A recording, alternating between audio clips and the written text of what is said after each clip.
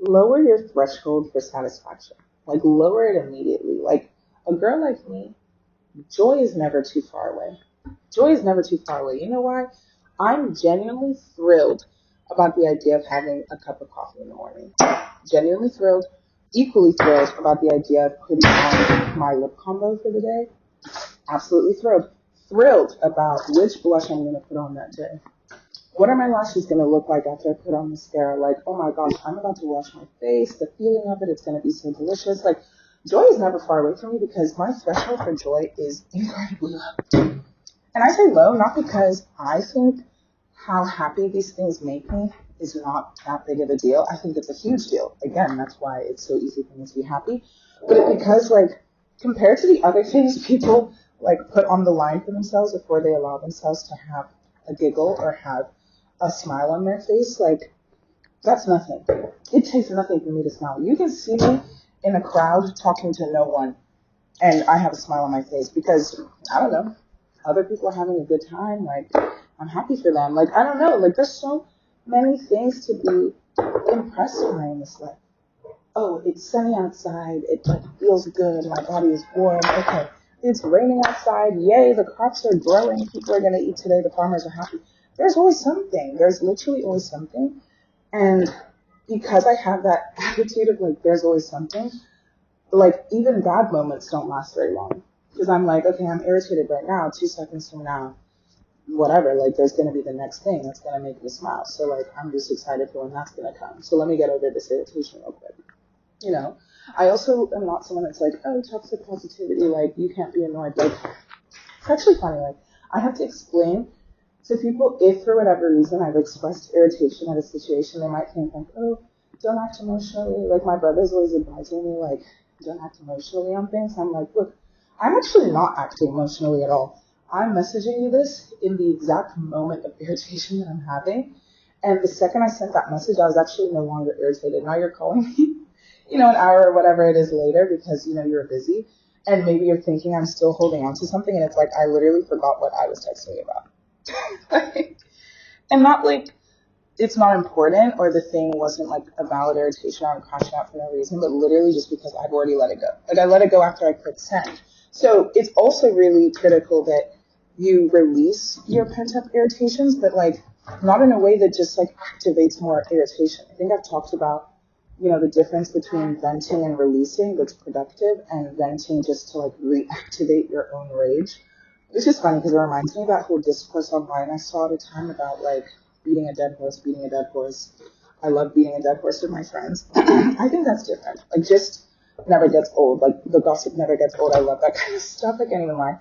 But at the same time, like, there is a difference when you're like talking about something that's genuinely painful and like you keep talking about it and you keep reopening your own wounds. Like, and again, I'm never going to sit there and be like, hey, let's stop talking about this. Like, I will still listen to the person, especially if it's like a romantic thing. People like take a while to let go of things. But at the same time, I know the difference between like we are talking about this empty gossip thing that holds no emotion in it as we discuss it versus like, oh, my friend's hurting right now and us talking about this is not even allowing them to process that hurt. We are just like literally cutting open a scar. Like, this tearing to heal every single time we talk about this. Like, there's a difference.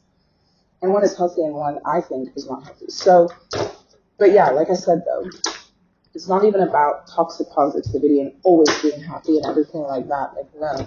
I can be as irritable as the next person. All I'm saying is I don't let joy be too far away from me at any time.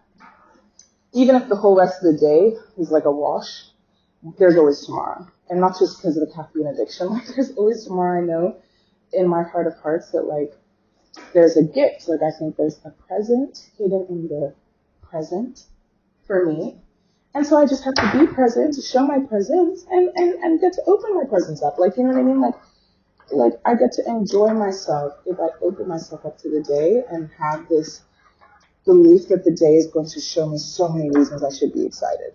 So I try to speak life into that as much as possible. And because I do, like I said, I think in a recent episode about my delusionality, but like very justified delusion. Like, I believe that. That's my world, and it's always true.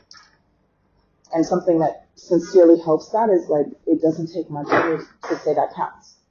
Like, it doesn't take anything for me to be like, that counts. That's a reason to be in a really great mood. Like, you want to look for reasons to be in a really great mood. Oh, we're playing tennis today, and it's a day where, like, I force myself to go instead of avoiding it. Like, yay, I'm going to be in a good mood about that, too. Even now, like, I'm realizing my AirPods were making the sound quality of this episode, like, trash just now. And I just took them off, but I'm like, and of course, I could immediately be like, oh, why did I just record that? It sounds bad.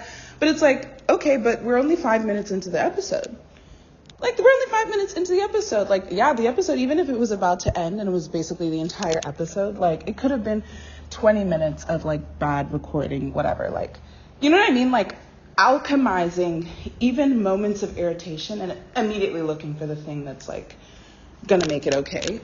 Because in the back of your head, you're like, that's the habit I'm forming. And I think it's the most powerful habit you can form. I see a lot of stuff online too about, I think someone was comparing things that make someone highly intelligent or something, and one of them was like pattern recognition, which a lot of people who are neurodivergent have really great pattern recognition, like if you have ADHD or autism. And then the other kind of really powerful intelligence is metacognition, which basically means like being able to me, the way I interpret it is literally like being able to think about your thoughts and change your thoughts, like being aware of your thoughts, which, if you can tell from this podcast, is everything that I talk about, because it's like, I'm so aware of the fact that everything comes from my mind. Like, everything comes from my mind. And there's so many examples I could give, but it's like, okay, if I know that ultimately everything that happens in my day-to-day life is driven first by my thoughts, how I think and process even my own emotions, think through what's going on with my emotions, think through situations and how I want to respond to them, whatever it is, because I know everything in terms of action or tangible things that show up in the 3D come from my mind, I'm hyper aware of my mind. And when I do my own personal like audits on life, it's not about like, oh, how am I doing in life? Do I have enough money in my bank account? Do I have this, and this? It's like, okay, what is my brain thinking? Like what does my brain think about this portion of my life? Because I know that the thoughts also are driving the patterns. Like, what am I identifying with that's allowing certain patterns in my life to come around the way they are, and then maybe, repeatedly disappoint me or repeatedly make me happy, because there's always something in my control that I can do. But again, that's also something I've decided to think about and then also believe. So anyways, this isn't about like, oh, I'm highly intelligent because metacognition. It's just to say like metacognition. I'm actually going to look up the actual definition too. Okay, yeah, I was right. The act of thinking about thinking. Like, I love thinking so much. I love thinking so much that I love thinking about thinking. I look forward to the next time I get to think. I look for opportunities to think. But again, it's because I know that thinking is so critical to what you actually do. And so what do you think about that? That will influence your decision more than anything else. But you need to be like self-aware in order to critically assess it and think differently. Because I think a lot of people don't realize that there is separation between themselves and their thoughts that introduces a level of control they didn't think was possible. So if every thought that passes you by in your head you think is you, because you've identified with that ego so closely that you don't think that thought is something that you can really change, it's just like actually what you believe or whatever it is, then you take your own thoughts as law, even when they're not thoughts that are good. Like, even when they're very distorted thoughts that make you feel like shit. Thoughts that left me in like a horrible depression for so long, because it was just like, clinical depressive episodes about stuff. But it's like, ultimately, it was still, if you go and do like cognitive behavioral therapy, the thing they're going to work on is like your cognition. They're going to work on your thoughts, because they know that it's even connected to your experience of the feeling or your experience of that persistent depressive, experience and behavior. I had said before too that there's different examples about how I have come to realize like how critical and central thoughts are. But something that was like a seed planted in my head when I was much younger was playing sports. And even just like hearing about other people's like athletic experiences online. But this idea around like, okay, I'm running this race or whatever it is. But yes, like people's bodies have their own limitations, or you need to be trained and you need to be fit. But honestly, like your mind is so in control of what your body is going to do on that day. Like there are people who will run an entire marathon who have no business from like the, academic sense of athleticism be able to do. Maybe they've not trained, they've not done this regimen, their diet is awful, whatever it is, but like they run it all the way through and they push their body to do it because they've decided in their mind that that's what their body's going to do, and their body listens to them. And it's not good, but then afterwards maybe like something catastrophic happens, they die, or like that's really terrible, sorry, but like maybe something really bad happens afterwards, because really it's like, no, you should have definitely stopped, but you made yourself keep going because it was something in the control of your own head, and your body followed through until it literally could not anymore, even if it meant that you crossed the finishing line.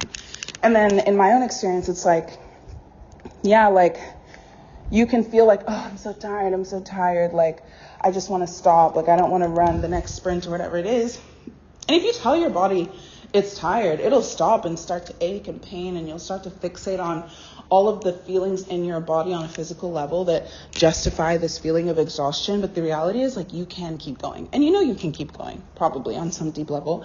And if you decide that you're going to keep going, your body's not going to not listen to you. It's going to maybe hurt, but it's not going to not listen to you. And something I valued about my experience training when I had walked onto the track team in college was like, that coach ran a strict program. That man ran such a strict program that it was like things that you're like, oh my God, this is actually hell. Like when I look back on it, I'm like, why was I genuinely torturing myself? Like that was super unnecessary, but I'm really grateful for it because of all the friends I made, and I think the mental grit that comes out of it. But ultimately it was like, okay, the workouts were like, why are we doing this to ourselves? But the way he would push us and kind of make it such that you're not failing yourself, you're failing the team. The team's going to work harder because you didn't want to push through to the end, or you didn't want to hold your form, or you didn't want to figure out the push-up technique that he prefers, and blah, blah, blah. Like, it wasn't even just about you. Like, if you mess it up, we're all starting over. The way that I got my butt into gear, like, I would finish like 3-hour workout sessions and then afterwards practice my push-ups, because I knew that dreaded fucking Tuesday, pardon my French, I was going to have to do those push-ups, and I did not, like a million times, and I did not want to mess up for the rest of the team. But it's like, I had to train my mind. The thing is too, right, I could have said, this is too hard.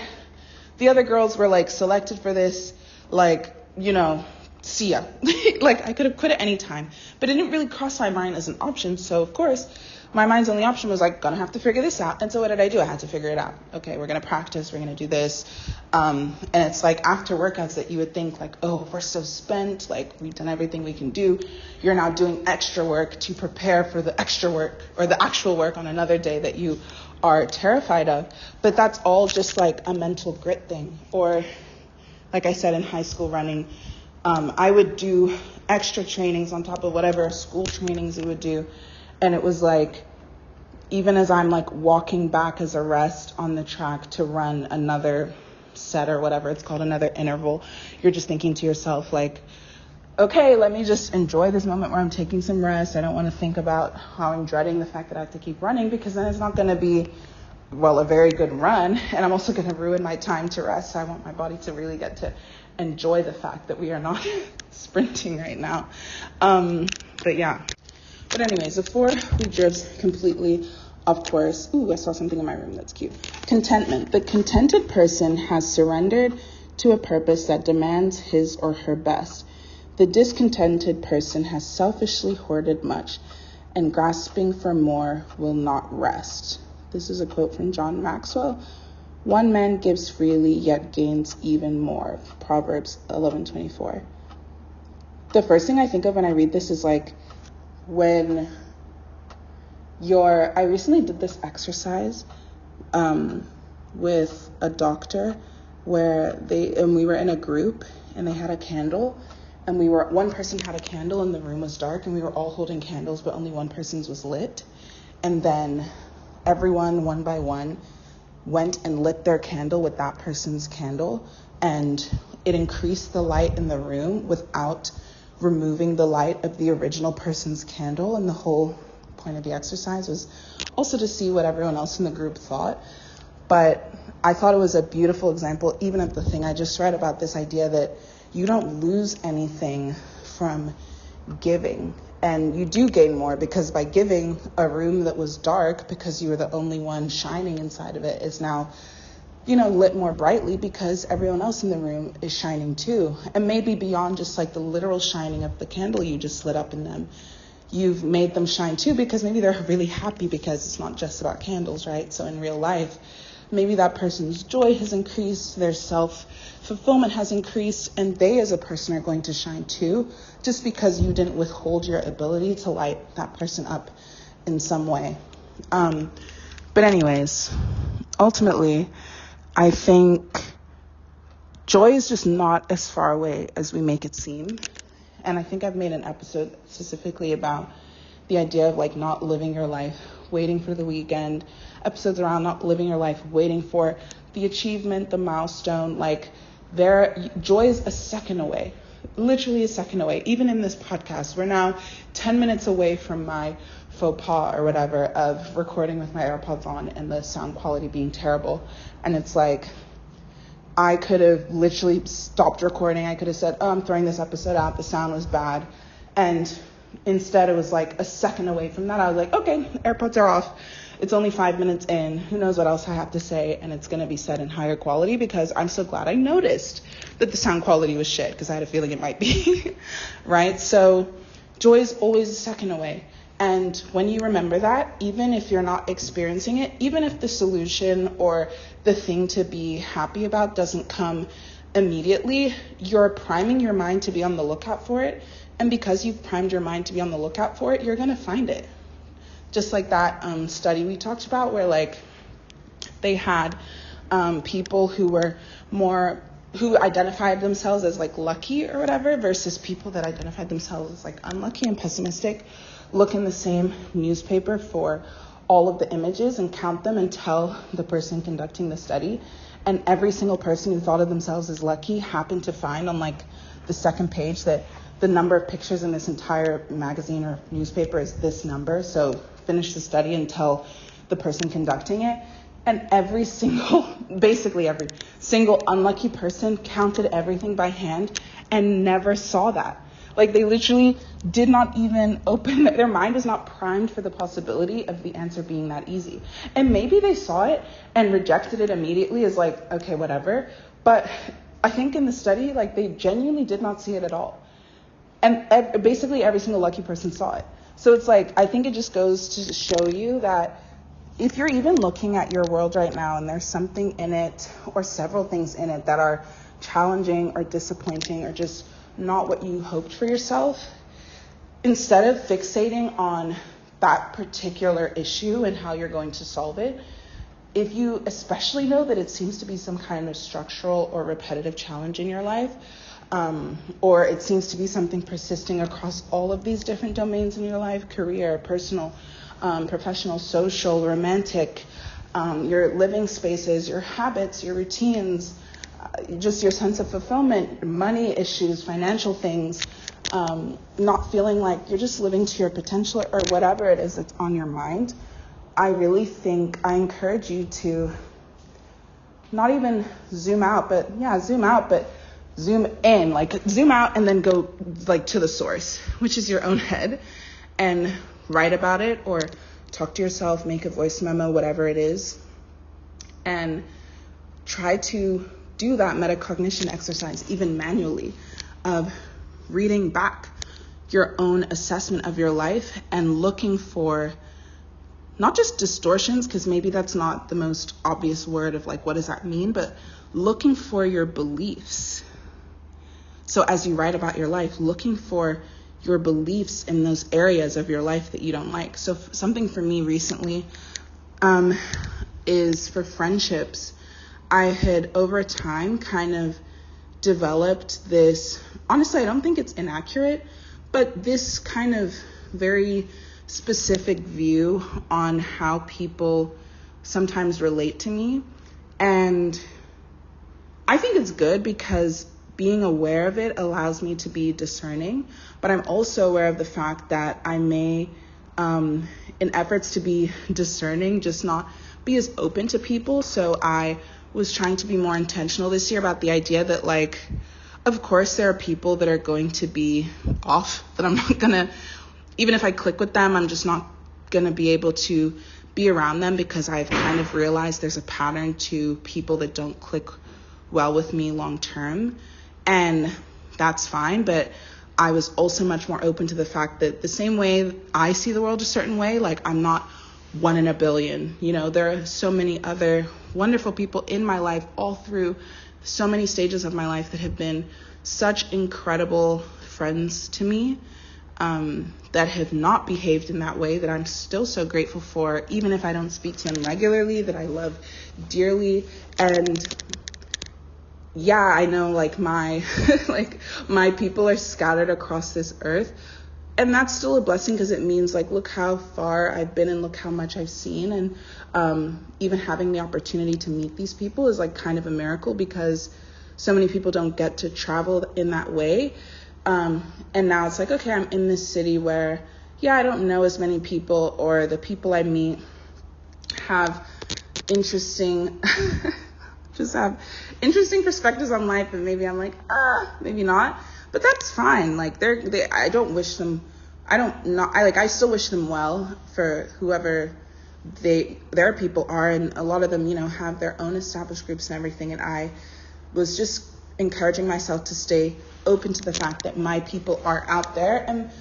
And I think this year, because I was much more open to, okay, I'm not gonna put myself in a bubble and, like, not be social.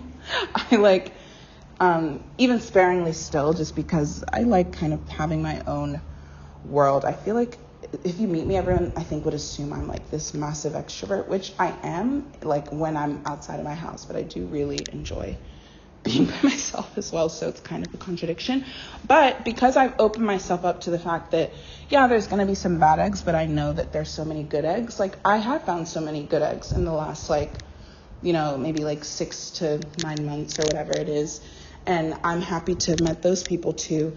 And yeah, people come and go, people leave. Like, people love to leave Lagos. I don't know, people love to be in Lagos for 3 seconds and leave, or be in Lagos long term and then leave. But even now I'm starting to meet more people that actually live here too, that are great people. So just being aware of what my belief was towards friendship, limitations or disappointments in the realm of friendship, to allow myself to be both discerning and open to, you know, the right kinds of friendship, was really, really helpful in now, I feel, making or meeting new people to just love and be happy to know. Yeah, so again, going back to you guys though, right? If you're looking at any portion of your life or all of it, start looking for those beliefs. Start looking for where, you know, even in your efforts to be more discerning or be more aware of what's going on around you, you might be, without thinking it, limiting yourself to the possibility of being surprised in a good way, or whatever it is, you know? And that, I think, is metacognition, because you're now thinking about your thoughts, which you documented in some way, so you can assess them. So yeah, happiness is never too far away, and I hope this episode was helpful. Thank you for listening all the way to the end, especially if you got over that initial 5 minutes of like, bad quality sound, but I think it was still good quality stuff. So I really am glad if you made it all the way to the end. Thank you for thinking out loud with me. My name is Obie. I hope you stick around for a while at the Live Lumani podcast. Listen to some other episodes.